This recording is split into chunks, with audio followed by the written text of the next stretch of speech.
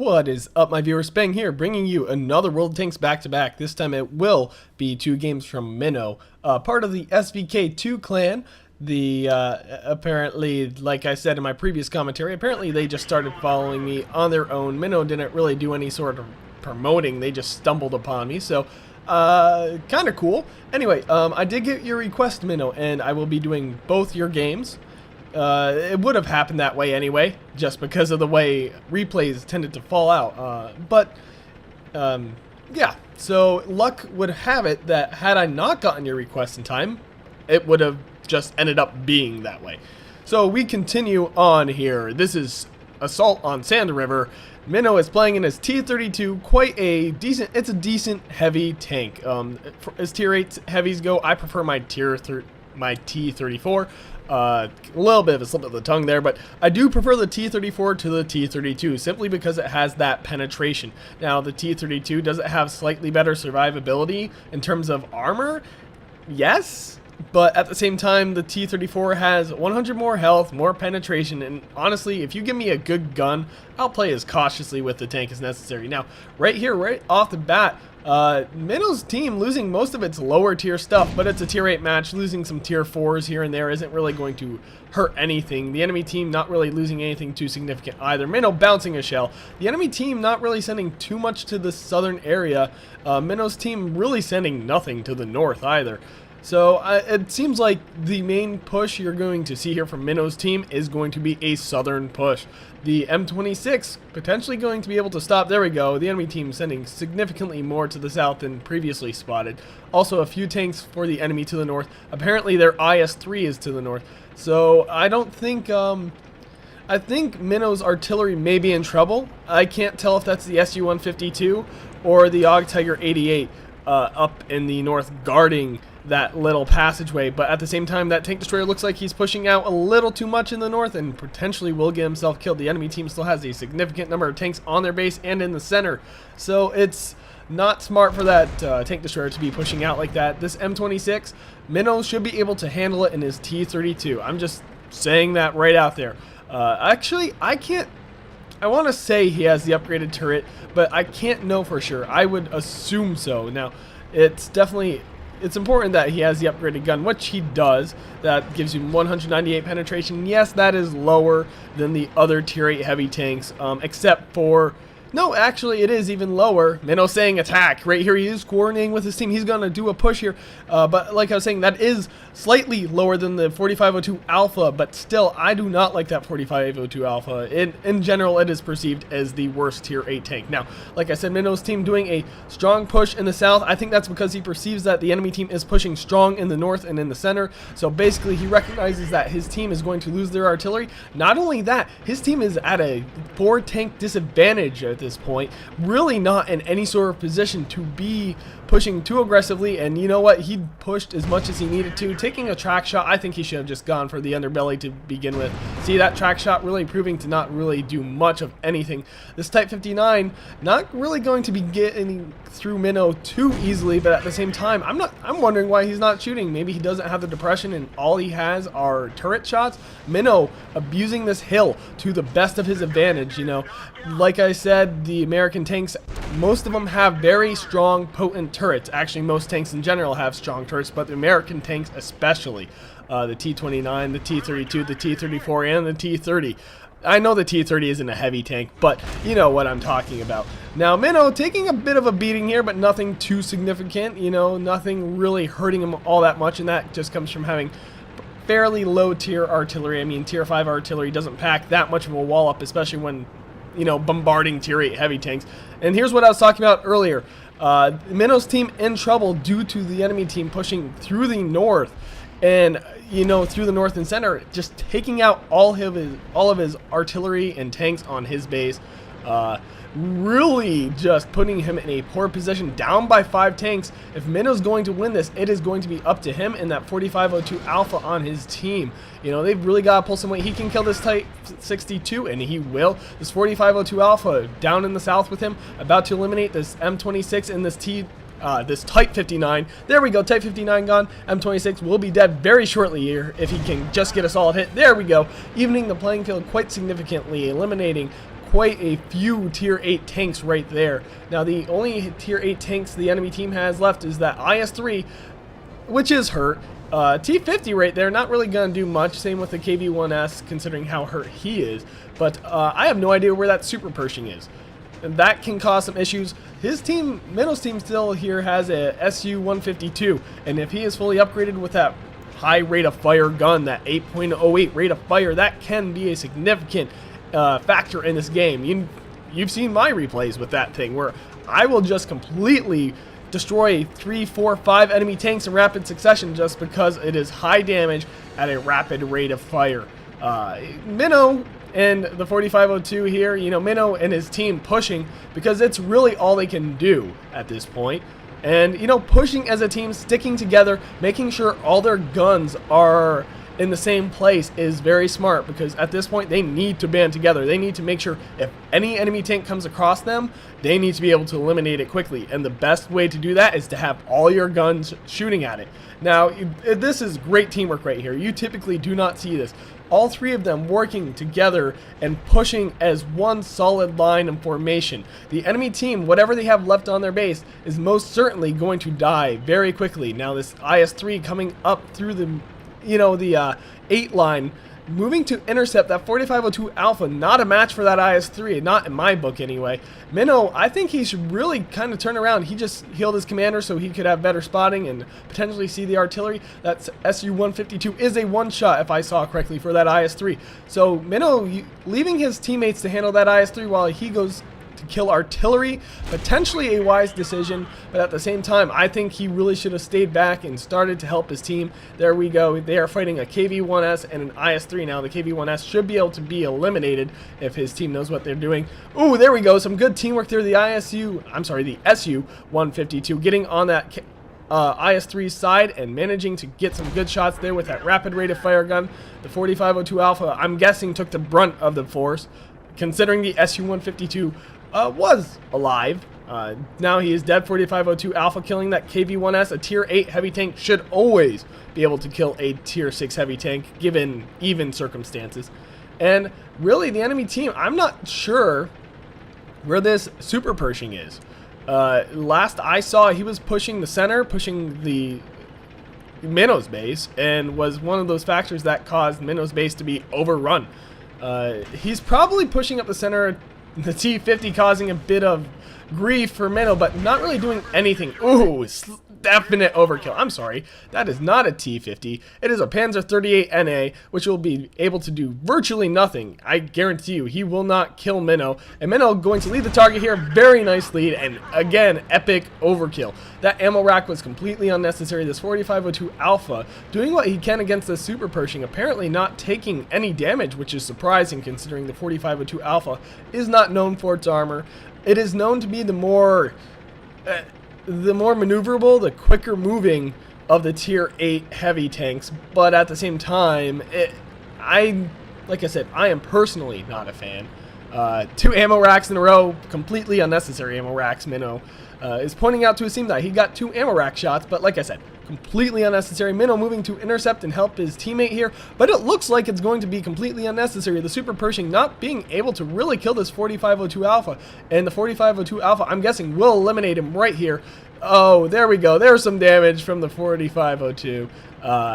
Super Pershing might actually kill it now. It is anyone's game, but, well, I say it's anyone's game from that 4502 and Super Pershing's perspective, but Minno's team has won this. There is no other way this could go out, and despite this little interesting tank brawl, will Minno be able to save his teammate? And there we go. Yes, he will. The 4502 surviving with 34 health. Barely alive. Minno, wow, a ×5. Well done, man. Credits and repairs. You always pay for repairs. Well, not always, but if you're doing your job, you're probably going to pay for repairs. Now, 15 shots fired, 11 hit the target. Taking 13 hits, he probably got a steel wall right there. No. Wow, steel wall going to that 4502. Definitely a good job by that 4502, getting 4 kills. Minno getting 6. The two of them really working well together. Top Gun, obviously, going to Minno with his 6 kills. And Sniper going to the M26 Pershing on the enemy team. So some good battle heroes there. And Minno really showing some good teamwork there with that 4502 and that SU-152 towards the end. It is safe to say that it is because of them that his team won. Otherwise, there is no reason they should have won. They were at a significant disadvantage, and they came back. So, well played, and we are going on to the next game. It is going to be another match for Minnow, and I will be doing that in just a minute. Alright, I am back. This time it is, like I said, another replay from Minnow. He is in a Tetrarch, a tier 2 light tank, and he really has no business being in this tier 5 match. It is Assault on Prokhorovka. And yeah, okay, cool. I remembered it right now. If I recall correctly, in 8.0, they are removing this game mode from this map. I could be mistaken on that, but I did see that they were removing Assault from some map, and I do believe it was this one. Now, like I said, he really has no business being here. He realizes he has no business being here, and he's playing very defensively. He is platooned up with one of his clanmates called Ewerlast, I think. Yeah, I'm good. I'm just gonna go with that. And really, like I said, I'm going to be surprised if he can really do much of anything.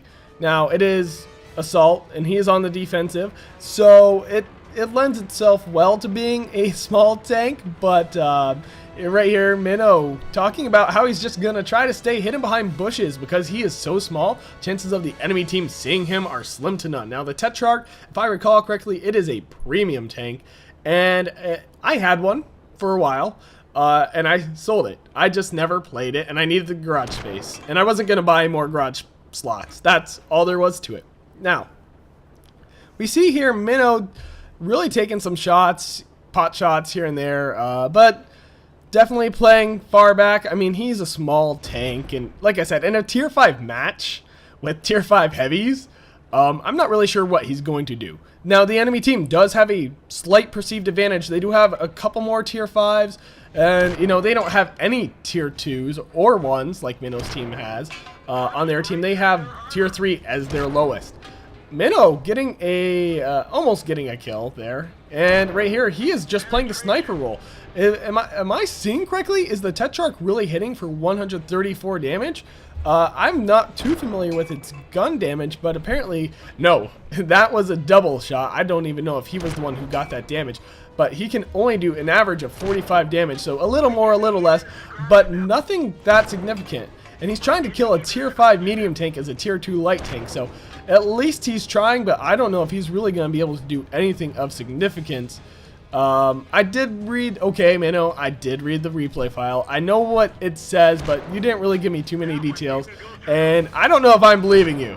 I really don't. Oh, there we go, 46 damage. Are you going to do anything else to him? Nope. Honestly, if I'm in these positions, oh, there we go. There's some damage with the double tap. But if I'm in this position, a lot of the times, I know it's bad, but I'll try to play the scout role. I'll be a little more reckless just so the match doesn't last as long for me. Or what I am also known to do, wow, an ammo rack. That's a surprise there. So he just killed a tier 5 medium tank as a tier 2 light tank. That just happened. The enemy team doing a stronger push in the north and center than in the south. Minnow's team doing well for themselves. 4 kills to 2. Having lost to tier 5 and 4, the enemy team having lost to tier 5 and 3s. So, it's not like the enemy team can't come back from this, but on the offensive, you are at an inherent disadvantage.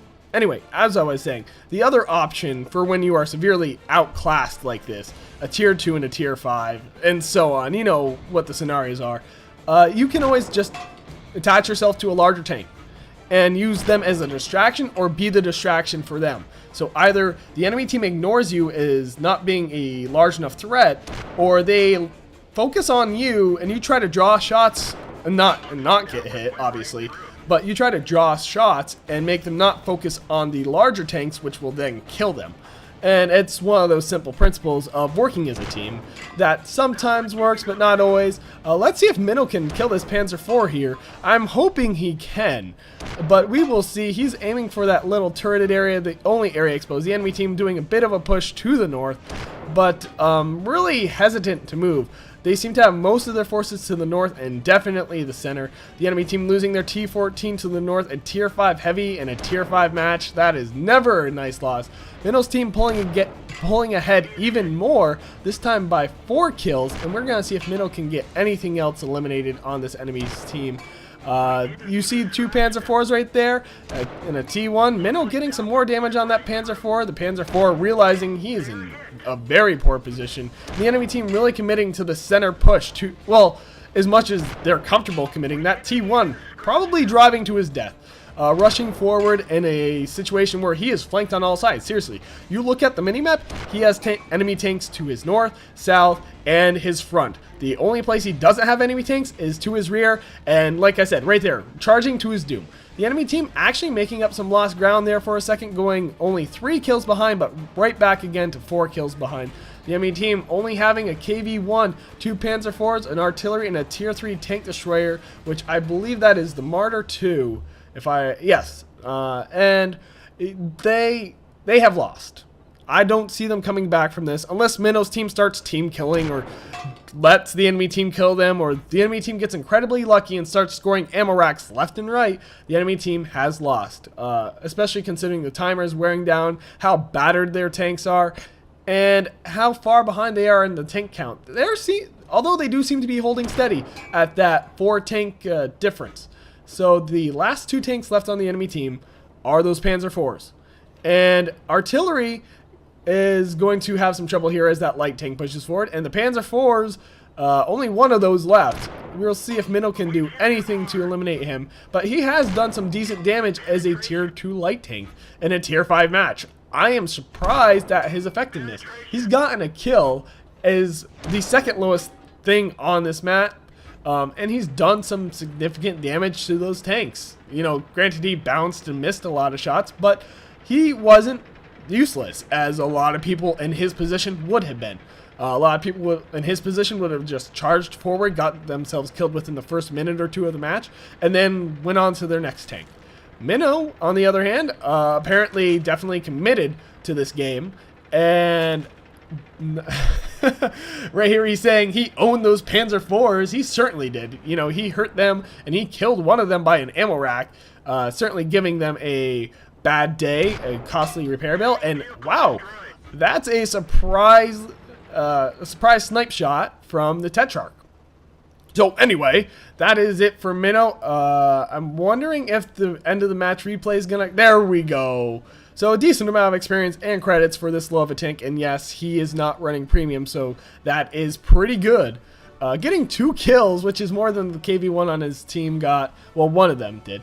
And 7 kills going to that M7 Priest and that other KV-1 on his team, so apparently really pulling their weight there. Well, obviously pulling more than their weight. Minnow doing better than a T1 and a T14 on his team, so certainly showing that size doesn't always matter. And there we go, that's what I was talking about earlier. He only hit 23 of his 44 shots, so sacrificing accuracy, but at the same time, in this type of tank, you don't really pay that much for ammo, and he didn't suffer any repair costs, so definitely props to him for being willing to fire that many shots. He was left, wow, with only 6 shells left. So definitely good. I'm sorry. Fatigue is setting in. Let me just shake this off for a second. Anyway, so definitely some good matches from Minnow, and I hope to see more from you, man. I know you keep sending them in, and hey, your matches are good, just like Never Aims. And I did not mess up your name this time by calling you Never Aim. Hopefully I have gotten over that weird awkward phase where I refer to everyone as Never Aim, even though you know, they aren't. So anyway, if you like this video, click that like button. If you want to see more, subscribe. And as always, if you got a replay like Minnow here, send us to spanglereplays@gmail.com. Email will be in the description. And this has been Spang, and I'm signing off.